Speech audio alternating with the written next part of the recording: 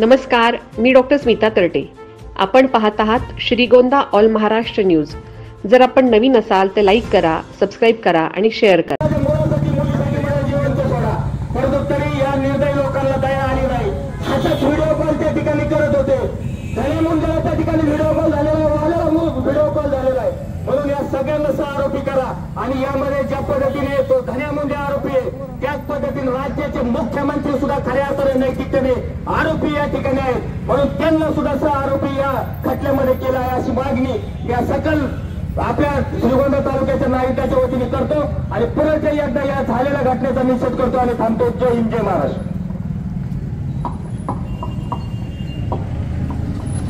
स्वर्गीय संत अण्णा देशमुख यांची जी क्रूरतेने हत्या झाली त्याच्या निषेधार्थ या ठिकाणी जमलेले सर्व श्रीगोंदा शहरातील तालुक्यातील नागरिक अतिशय माणुसकीला काळीमा भासणारी घटना या ठिकाणी झाली. काल जेव्हा फोटो समाज माध्यमात सोशल मीडियात आले त्यानंतर ते फोटो पाहिल्यानंतर आज हत्या म्हणजे संभाजी महाराजांनंतर इतकी क्रूरतेने हत्या संतोष देशमुखांची झाली. या ठिकाणी निश्चितपणे ज्यांनी हत्या केली त्यांना तर फाशीची शिक्षा